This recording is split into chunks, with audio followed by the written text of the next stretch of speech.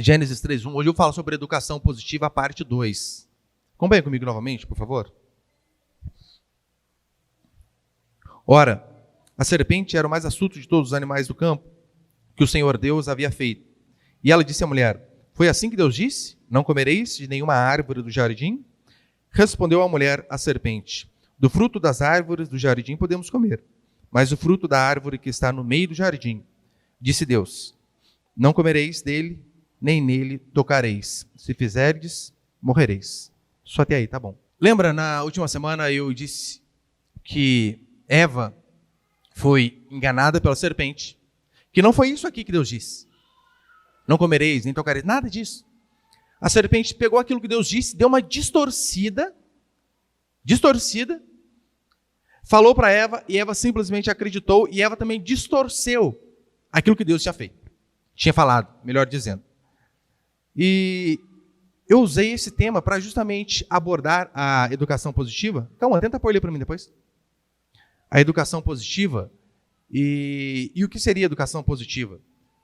Lembra, eu disse que a educação positiva é basicamente uma forma de educar os filhos, onde os filhos têm mais voz dentro do lar, onde a opinião do filho conta como se fosse dos adultos, e principalmente, os filhos não são punidos, não são repreendidos de forma alguma. E a disciplina positiva, ela foi idealizada por uma psicóloga, Jane Nelson, que foi influenciada por psiquiatras. Psicóloga influenciada por psiquiatras. É uma maneira de educar que aparentemente você atrai, mas é totalmente antibíblica. Que os seus fundamentos, o seu alicerce, já é todo corrompido. Totalmente antibíblico, totalmente contra a Escritura. Desde as primeiras páginas. Você começa a ler, eu li alguns trechos aqui, do livro dela, com os irmãos, na última semana, e desde as primeiras páginas, o que você vê é feminismo, é progressismo, é socialismo por todos os lados. Por todos os lados. Marxismo, então, nem se fala. E uma das coisas que ela fala logo ali no começo, que hoje os tempos mudaram, e por conta disso a mulher, por exemplo, não precisa mais ser submissa ao homem. E por conta da mulher não ser mais submissa ao homem, o filho também não precisa mais ser submisso aos pais. Por isso, em vez de haver ordens de pais para filhos, é necessário que haja acordos, conversas, para que a criança de fato entenda. Ou seja, você precisa convencer o seu filho através do argumento. E o triste é que muitas igrejas, muitos cristãos têm se contaminado com esse ensino diabólico que de bíblico não tem nada. Eu vou mostrar novamente aqui para vocês. E uma das piores coisas que tem da disciplina positiva, são inúmeras. Disciplina positiva, educação positiva, é que eles são totalmente contra a repreensão a filhos, e sim a favor do diálogo. Eu vou falar nas pregações posteriores que sim, há espaço para diálogo, para se ouvir. Sim, há espaço. Mas ali é só isso. Só diálogo, zero repreensão. E o pior erro deles talvez seja em relação à visão que eles têm do pecado. Ou seja, para eles, crianças não pecam. Crianças cometem erros pontuais, cometem equívocos. E eu disse que isso é um prejuízo para a criança. Porque, ora, se ela não se viu como pecadora, não há motivo algum para buscar um salvador. Porque um salvador só se busca quando se sabe que se peca. Então eles acabam, na verdade, tentando mudar o comportamento, esquecendo daquilo que é principal, daquilo que é fundamental, que é a salvação de uma alma. E é isso que a Bíblia vai dizer para mim e para você que é o mais importante. Portanto, na disciplina positiva, a criança não peca, ela comete apenas erros. E não é equívoco. Pecado. Eu quero passar 2 princípios aqui hoje, para terminar esse assunto, se Deus quiser. O primeiro é o seguinte: educar filhos é uma missão. Por que eu digo isso? A disciplina positiva, ela se apresenta como uma ferramenta para o melhoramento do relacionamento entre pais e filhos. E é óbvio, todo relacionamento que se pode melhorar, todo conselho que se faz melhorar um relacionamento, é claro que é bem-vindo. Mas a proposta é baseada no afeto, no respeito, na amizade, e disso nós não discordamos. Óbvio que não discordamos. Como pode? Um cristão que tem como mandamento amar o inimigo, não concordar com essas coisas. É por isso que eles enganam. Eles jogam aquele laço ali que, olha, isso aqui, acho que eles caem. Nós somos a favor também. Afeto, respeito, amizade. Mas eles se utilizam de uma teoria denominada educação consciente, na qual não existe em hipótese alguma, a possibilidade de você punir os seus filhos. Fisicamente, então, esquece. Não pode. Eu sempre trago isso daqui e faço os paralelos com a Escritura, para ver, de fato, o que a Bíblia diz. E é isso que nós devemos fazer. Se nós queremos aprender sobre algum assunto, se ele é um assunto correto ou não, nós devemos pegar aquilo que ele diz e colocar de frente com a Escritura. Assim nós teremos, de fato, noção se é algo bom, benéfico, ou se é algo maligno. E ela se apresenta como um conceito filosófico que busca esse equilíbrio, né? Olha, os lares precisam ser equilibrados. Em que sentido? Não pode ter muito autoritarismo. Porque é isso que dizem de nós, somos autoritários. Pais que são cabeças, que lideram, mães que são firmes, para eles são pessoas autoritárias. Então tem que haver esse equilíbrio entre o autoritarismo e a permissividade. O que eles buscam, na verdade, é a terceira via, né? Vamos lá. E terceira via, você sabe que não funciona.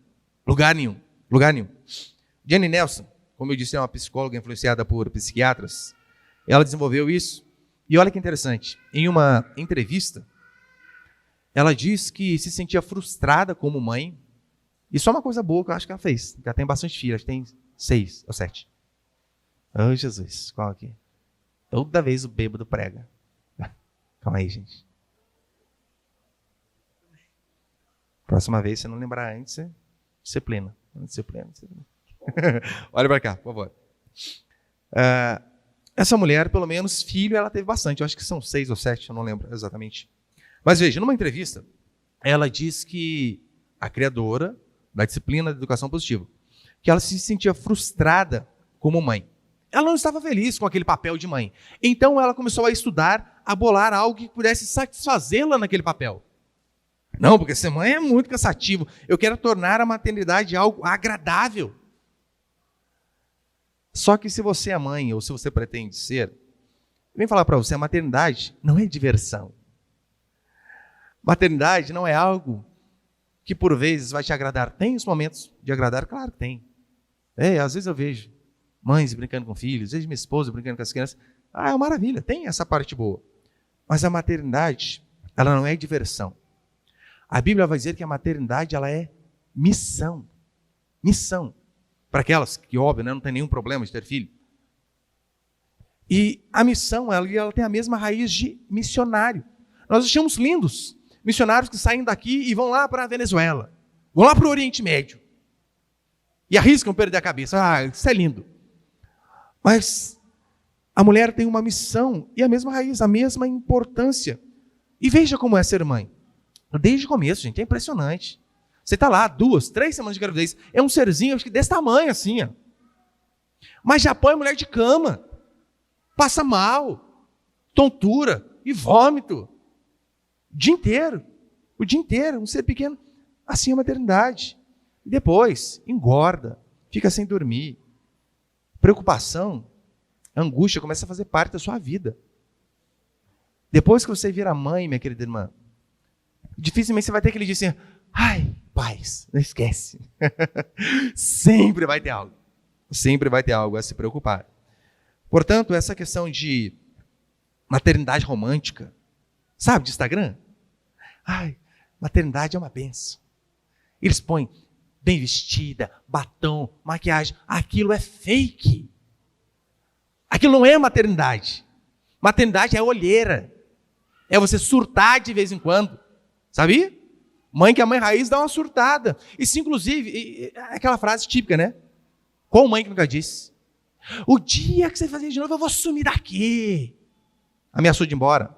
Se sua mãe nunca falou isso para você, provavelmente você falhou na missão de filho. Porque toda mãe é meio surtada. Faz parte. Mas veja, é tão importante a missão de mãe, que a Bíblia vai dizer que aquelas que têm filhos e não exercem bem este papel, não são dignas nem de salvação. Não merecem nem ser salvas. Pelo fato de colocar uma criança no mundo, dar à luz e não se importar. E não fazer o mínimo necessário do trabalho que se precisa, né, que uma mãe tende a fazer. Põe 1 Timóteo ali, por favor. 1 Timóteo 2,15, olha o que Paulo diz. Todavia ela será salva dando à luz a filhos, desde que permaneça com domínio próprio na fé, no amor e na santificação. Essa versão aqui, Almeida século 21, ela deixa bem traduzido, né? Todavia será salva dando à luz a filhos. Lembra que no finalzinho do Evangelho de Marcos, lá em Marcos 16, que Jesus diz assim, quem crer e for batizado será salvo. A palavrinha salvo ali, né, no grego, é sozo, é a mesma palavrinha que é usada aqui. Ou seja, essa tradução aqui é perfeita. Todavia será salva dando à luz. A sua missão, a missão de mãe. E aquelas mulheres que não exercem o papel de mãe depois de terem filhos, que a Escritura diz que nem dignas de serem salvas, essas são. Portanto, maternidade é serviço, não é diversão. Maternidade é trabalho, não é algo para você se divertir. Se você quer diversão, seja mãe de pet. Daí você vai ter diversão. Aí você joga o bastãozinho, o bichinho traz para você. Você joga o bastãozinho, o bichinho traz para você. Você sai e deixa o vizinho cuidando do pet. Não tem problema nenhum. Você pode deixar ele sem comida, sem água. Vai chegar no final do dia, você chegou em casa, ele vai tratar você como a melhor pessoa do mundo. Faça isso com filhos. A reação não vai ser a mesma. Óbvio que não. A educação positiva, ela tem o objetivo de ensinar educadores, Jenny Nelson vai dizer, e só uma observação. Por que eles dizem? O objetivo é ensinar educadores e pais. Porque para eles, a educação não é algo que cabe apenas aos pais. Cabe a qualquer um, inclusive à escola, à creche, ao Estado. Por isso que eles dizem aos educadores. Agora nós sabemos que educação, de fato, é o pai e a mãe que tem que dar, apenas eles. Escola está ali para passar apenas conhecimento cognitivo, intelectual. Agora, educação, princípios, moralidade, vem de nós. Portanto, o objetivo deles é que os pais tenham um relacionamento respeitoso com a criança e que eles deem atenção especial aos seus sentimentos e suas ações. Você tem que estar preocupado se o seu filho está magoado. Tem, óbvio que tem. Será que ele está triste com alguma coisa? E veja o absurdo. Acho que todo mundo aqui já viu criança fazer birra, né? Gente do céu. Meu estresse vai de 0 a 100 milésimos. Criança birrenta. E criança que faz birra, imagina o seguinte, supermercado, já vi supermercado. Criança espernear porque queria o danoninho lá. Bate a cabeça no chão assim, Deus da glória. Jenny Nelson vai dizer que, por exemplo, em caso de birra, a birra é devido à criança não saber expressar de fato aquilo que ela quer. Como ela não sabe expressar aquilo que ela quer, por isso que ela faz birra. Eu tenho uma teoria diferente. Para mim, a birra é justamente porque nós não damos o que a criança quer. Por isso que ela surta. Então, esse é papinho. E eles dizem também que a birra é apenas uma forma de extravasar sua emoção. A criança precisa aliviar suas frustrações.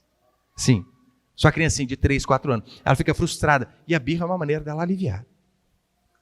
Eles são contra, óbvio, né, uma criança bater em outra criança. Mas eles dizem assim, olha, seu filho é errado bater nos outros, mas você pode dar uma almofada para ele bater. Travesseiro. Um João Bobo, lembra aquele bonequinho que você bate, levanta, bate, levanta. Põe o moleque para bater no João Bobo lá.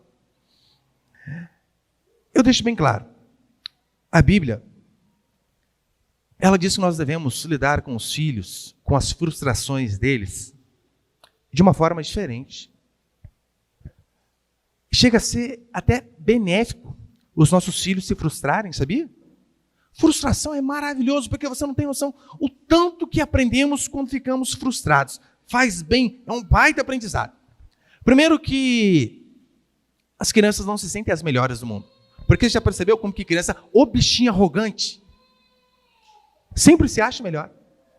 Sempre se acha o bom. Eu lembro uma vez, nós fomos a uma igreja, e meu filho, né, o de 12 anos, ele toca teclado até que razoavelmente bem para a idade dele, e levando em consideração que aprendeu sozinho, tem que tocar razoavelmente bem. E nós fomos a uma igreja, e tinha acho que um menininho lá, acho que um pouco mais velho que ele. Ele disse assim, nossa pai, viu ali? Nossa, toca muito, né? Ele toca muito. Nossa pai. toca melhor que eu. Muito melhor que você. Eu não fiz isso para humilhá-lo. Inclusive, eu conversei com eles para dar esse exemplo aqui, tá? Para ele ficar frustrado. Mas eu não fiz para humilhá-lo. Eu fiz para que ele pudesse ver de que se não é o Beethoven que você pensa, não, rapaz. Há pessoas que tocam muito mais. Você deve se espelhar nessas que são melhores para você ser ainda melhor. É assim que funciona. Esses dias eu estava na casa do irmão e ele dizendo que o filho dele estava triste. Porque, o fulano falou que não gosta de mim. Porque eu sou chato. Você imagina, seu filho ouvir isso aí. O fulano falou que eu sou chato. Não gosta de mim. Normalmente, o que os pais fazem? Fique com o papai. O papai ama você. Esquece. Que importa é que o papai diz. O irmão disse assim, não, ele está certo, você é muito chato. Por isso que não quer ser seu amigo. Nem eu queria que eu sou seu pai, não tem como fugir. Esse daí é a raiz, hein? É assim que funciona. As crianças precisam aprender com frustrações, porque é só assim que elas vão melhorar o comportamento. É só assim, vendo pessoas melhores, elas vão abaixar a bola um pouquinho. Então, que história é essa de que crianças não podem se frustrar? É um absurdo, absurdo. É assim que nós vemos Deus tratando o seu povo, sabia? Você consegue imaginar? Lembra o episódio de Jonas?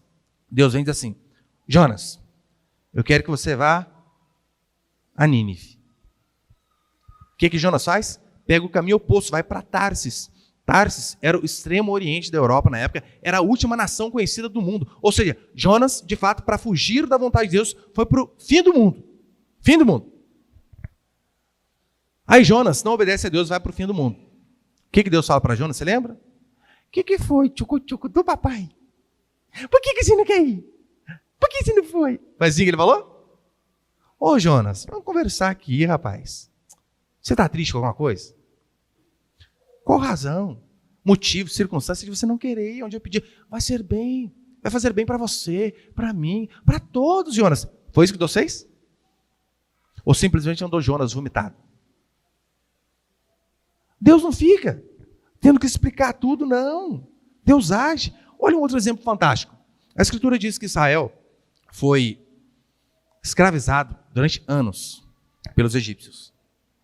Eles saem da escravidão e começam a reclamar. Porque lá no Egito nós comíamos melões.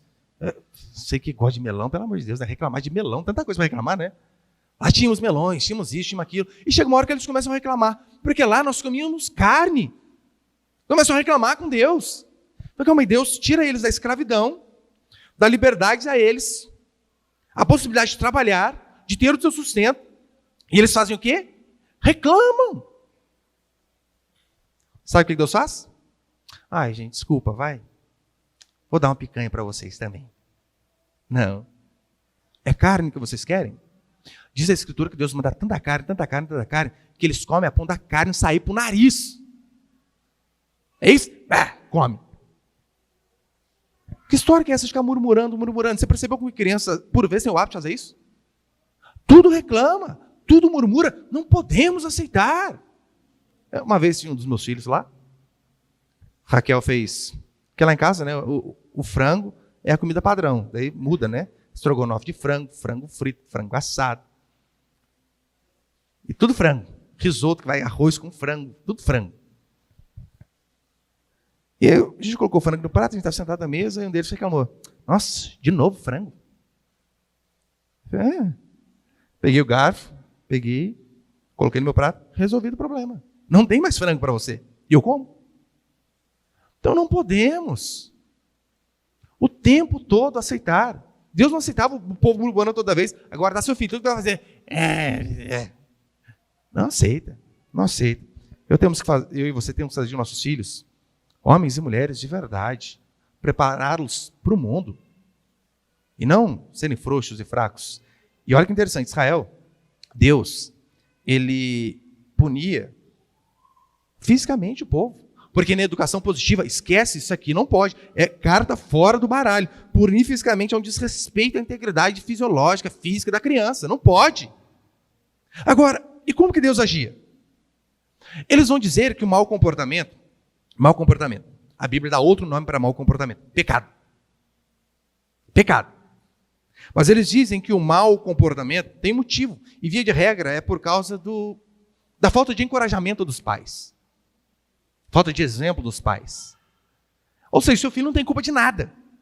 Não tem culpa de nada. E se faz alguma coisa errada, às vezes a culpa pode ser até sua.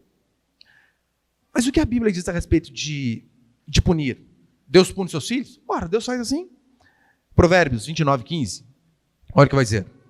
A vara e a repreensão dão sabedoria, mas a criança entrega a si mesma e envergonhará a sua mãe.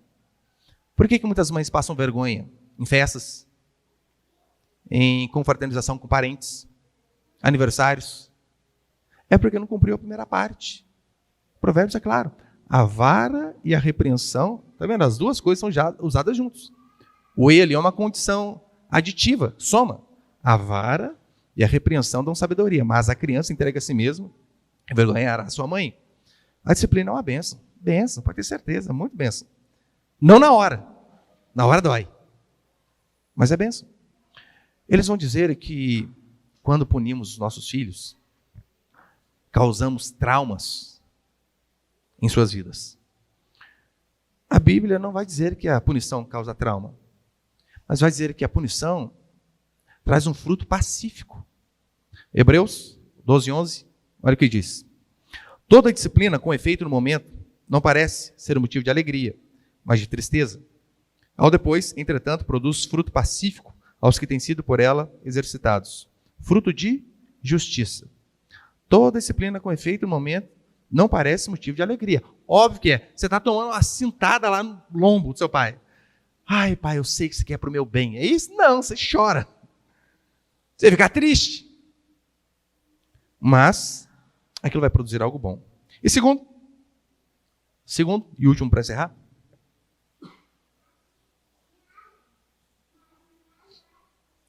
Educação não é fazer os filhos felizes. Educação não é fazer os filhos felizes. Eu disse na última semana que a educação positiva, que a disciplina positiva, não é nada novo. É heresia requentada. Apenas isso. Mentiras do passado com uma roupagem nova. E depois eu passei algumas comparações entre aquilo que eles ensinam e aquilo que a Escritura ensina. E veja, olha o absurdo. Segundo a educação positiva, para eles, um ponto central é que a redenção do ser humano, ela encontra-se no próprio ser humano. Se tornar um ser melhor tem a ver apenas com você. Com o seu aperfeiçoamento, com o seu melhoramento. Você consegue ver isso aqui, por exemplo, lá na Idade Média com o Iluminismo?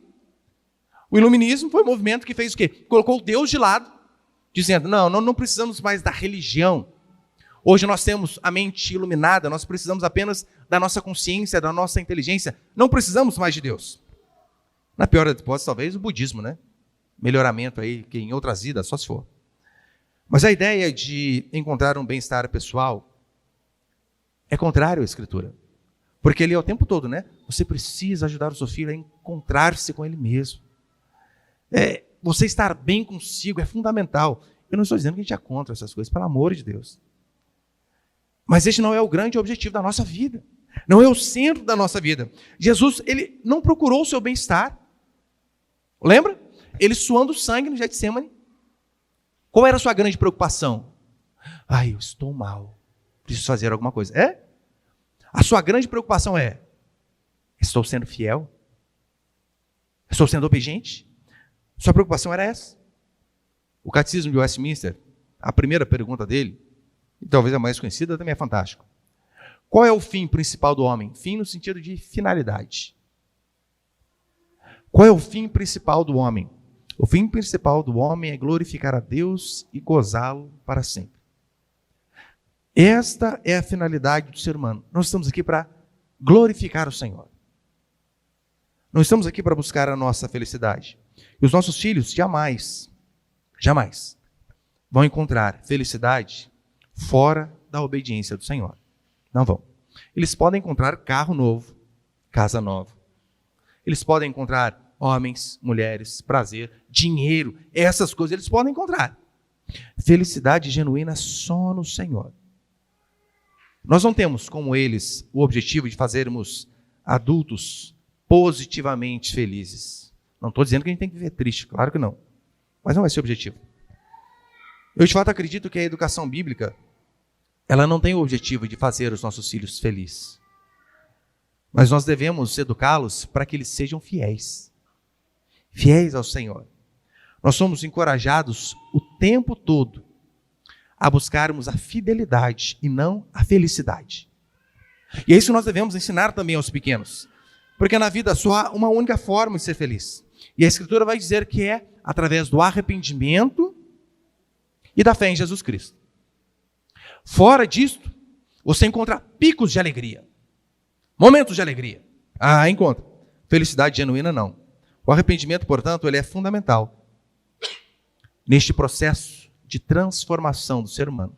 E quando eu digo do ser humano, dos adultos e principalmente das crianças. Elas precisam aprender a enxergar os seus erros. O arrependimento é fundamental. Só que a educação positiva, primeiro, criança não peca. Eles dizem que nós não podemos fazê-las se sentirem culpadas. Como essas pessoas, esses seres, vão ser transformados se tudo que eles fazem está certo? Que eles não podem ser confrontados de forma alguma. Tem uma terapeuta parental chamada Juliana Cidade Cardoso. Ela tem um artigo que é assim, né? A culpa não é minha, nem dele. No sentido da criança, né? A culpa não é da mãe. Se eu não me engano, o título é esse, né? A culpa não é da mãe. E ela começa a dizer ali que, olha, a sociedade nos coloca um peso. A criança faz birra, é culpa da mãe que não educa. A criança não come direito, é culpa da mãe que não disciplina. Tudo é culpa nossa. Mas não é. Devemos julgar menos. Conhece já, né? Esse papinho, né? Julgar menos e estender mais as mãos. Mães e pais também são falhos. Então, não nos julguem.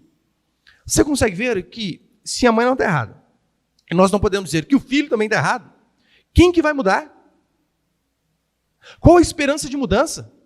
Sendo que ninguém erra. A culpa é fundamental no processo de mudança. Não adianta. E outra coisa, não dá para esconder. Você pode, por um tempo você consegue esconder a culpa. Mas quando nós vamos crescendo e fazemos algo errado, a culpa nos persegue. Persegue. Já ouviu aquela frase, né? Que o travesseiro mais macio é uma consciência tranquila? E de fato é assim que funciona. Só que se você ensina o seu filho desde pequeno a mostrar a ele o erro, a fazê-lo se sentir culpado e se arrepender, pedindo perdão a Jesus Cristo, ele vai crescer um adulto mais saudável. Isso de forma tanto física, principalmente emocional. Claro que vai. Agora, por que nós não podemos esconder da culpa? Eu lembro de ter lido uma vez sobre um membro da KKK, que é a Ku Klux Klan, né, que é um grupo terrorista lá dos Estados Unidos. E é como se fosse terrorista mesmo. E um homem que ele tinha cometido um homicídio, tinha matado um negro. Só que então não conseguiram juntar provas o suficiente para condená-lo. E ele não confessou o crime, não confessou. E se eu não me engano, passaram-se 35 anos. 35. Ele, no seu leito de morte, no hospital, prestes a morrer, ele chama a sua esposa e diz: eu preciso te contar algo. Talvez a mulher já pensou, né? Tem outra família, só pode. Vai falar agora. Ele disse assim, com a voz bem embargada: lembra aquele negro que eu fui absolvido de tê-lo matado? Eu matei. Há 35 anos eu não tenho paz para dormir. Porque a culpa nos persegue. E nós conseguiremos nos desvencilhar dela só quando nós temos um encontro com Cristo. Aí você não ensina isso que é primordial para a sua criança. Tudo que ele faz de errado, você passa a mão na cabeça. E acho que ele vai crescer alguém emocionalmente saudável. Não vai. Salmo 32, versículo 3 e 5. Olha o que o salmista diz. Enquanto calei os meus pecados, envelheceram os meus ossos pelos meus constantes gemidos todo dia. Confessei-te o meu pecado e a minha iniquidade não mais ocultei. Disse, confessarei ao Senhor as minhas transgressões e tu perdoaste a iniquidade do meu pecado. Mas o que ele diz no começo?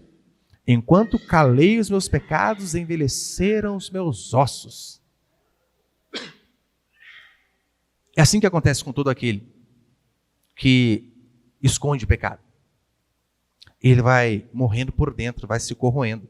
É interessante que na versão, não sei se é na King James ou na Revista Atualizada, o título deste salmo é assim: Felicidade do homem perdoado. Como o seu filho vai ser feliz se ele jamais vai se sentir perdoado? Como ele vai crescer? Alguém emocionalmente, espiritualmente, bem, sendo que ele não tem culpa de nada.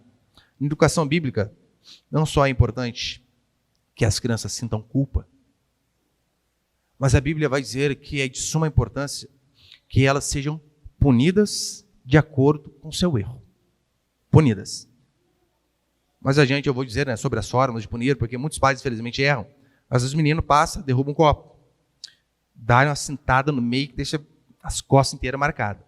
Daí no outro dia bate no irmão, não faz mais, senão vai ficar sem TV. Trocou. Então, há punições e punições, e a gente tem base bíblica para explicar isso daqui também.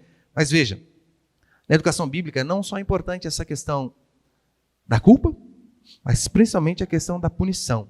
Porque Deus agia assim com o seu povo. Deus agia assim. Pais, eles devem seguir o exemplo do Senhor. Devem perdoar toda vez que o filho pedir perdão. Sim, o perdão é ilimitado. Não importa quantas vezes o seu filho erre. E ainda que seja a mesma coisa. Se ele vem e diz, pai, mãe, perdoe-me. Se ele está falando de forma sincera ou não, daí é ele e Deus. Mas a nós, pais, cabe apenas perdoar. Deus agia assim. Lembra o exemplo de Davi? Diz a Escritura que Davi adultera, mente e mata um homem, basicamente. Não com as suas mãos, mas indiretamente ele que matou Urias. Um pecado terrível. Davi se arrepende? Se arrepende. E ele vai ao Senhor pedir perdão. E diz a Escritura que Deus o perdoa.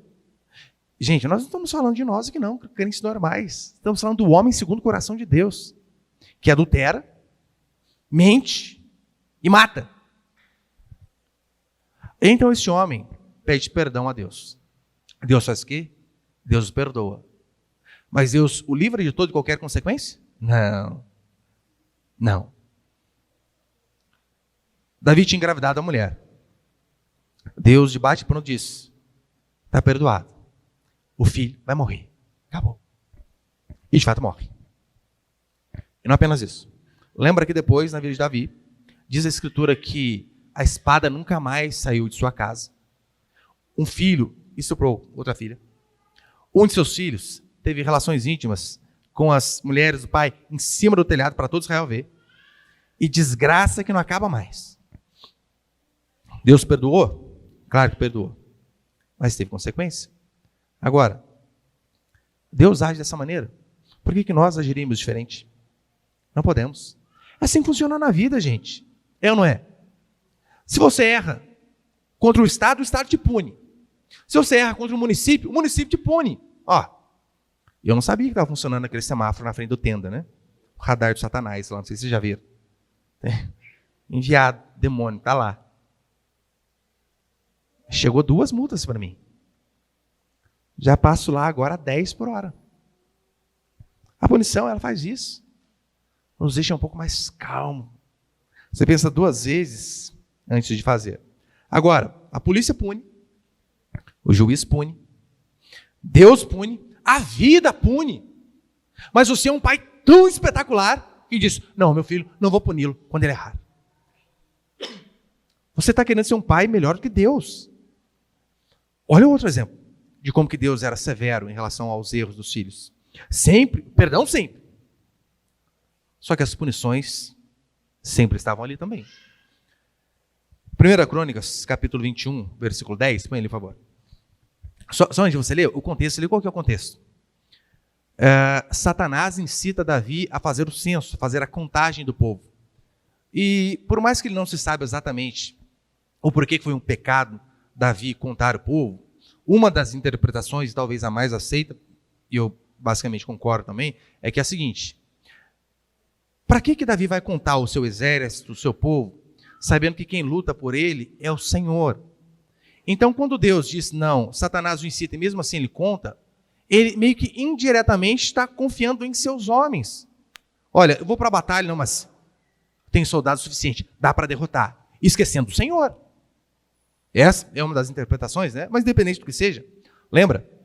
Satanás o incita, ele faz o censo, que Deus tinha ordenado para não fazer. Aí Deus manda o profeta dizer, vai lá falar com Davi. E olha que maravilha. 1 Crônicas 21, versículo 10 até o 12. Vai e diz a Davi, assim diz o Senhor, 3 coisas te ofereço. Escolhe qual delas queres que eu te faça. 3 anos de fome ou 3 meses de fuga diante dos teus adversários com a espada dos teus inimigos ao teu encalço. Ou 3 dias com a espada do Senhor, ou seja, com uma praga na terra e o anjo do Senhor fazendo destruição por todo o território de Israel. Decide agora para que eu responda àquele que me enviou. O profeta vem e diz a Davi, Davi, você tem direito a uma escolha. Vou te propor 3. 3 anos de fome, 3 meses com os seus inimigos te perseguindo, ou 3 dias na mão do Senhor. Você percebeu que não tinha alternativa boa? Não tinha. Não tinha. A punição viria, de uma forma ou de outra. Davi, muito sábio, prefere cair nas mãos do Senhor, porque ele sabia que mesmo o Senhor em sua ira é gracioso e misericordioso, mas morre milhares de pessoas. Mesmo Deus sendo misericordioso, morre um tantão de gente. Agora, os pais, eu e você, devemos entender que nós não somos parceiros de diversão dos nossos filhos. Isso faz parte, vamos fazer. Não, mas não somos parceiros de diversão. A Escritura vai dizer que nós somos autoridades instituídas por Deus para instruí-los no caminho do Senhor. Para quando eles colocarem o pé fora daquilo que é correto, nós, em amor, e por vezes com uma vara, trazê-lo para o caminho. O Salmo 23, sabia que o Salmo 23, por exemplo, quando Davi diz, né, o teu cajado me consola, e o cajado ali ele tinha, né, aquele arco, e normalmente ele tinha uma ponta para cá. E os objetivos ali eram diversos. Um era quando a ovelha caía no buraco mesmo, então você podia pegar e dar uma laçadinha na ovelha. Aquele negocinho para trás para você bater no lobo, ou qualquer outro animal que viesse. Mas por vezes, sabe o que um pastor fazia quando a ovelha teimava em ser rebelde? Quebrava a perna dela. Muitos pastores faziam isso, pastores de fato, né, de ovelha. Quando a ovelha toda vez fugia, ele ia lá e quebrava a perna dela. Por quê? Porque ele era mau? Não, porque ele sabia. Você precisa aprender. Se você continuar fugindo, alguém vai te devorar. Eu prefiro você passar por essa dor aqui do que ser devorado lá fora. E Deus, por vezes, faz assim conosco também. É necessário que no lar cristão haja autoridade, ordem e respeito. Meus filhos são meus amigos? Óbvio que são meus amigos. Mas não é por conta disso que eles vêm dar um pedala Robinho em mim, né? Nem sei se é antigo esse, né? Pedala Robinho, pelo amor. Lembra, né? Pedala Robinho, pá, cabeça. Nem faz mais, né? Ou do peitinho. Não, que história é essa? Nós brincamos muito, mas há limites. Pai não é amiguinho de escola, mãe não é amiguinha de escola.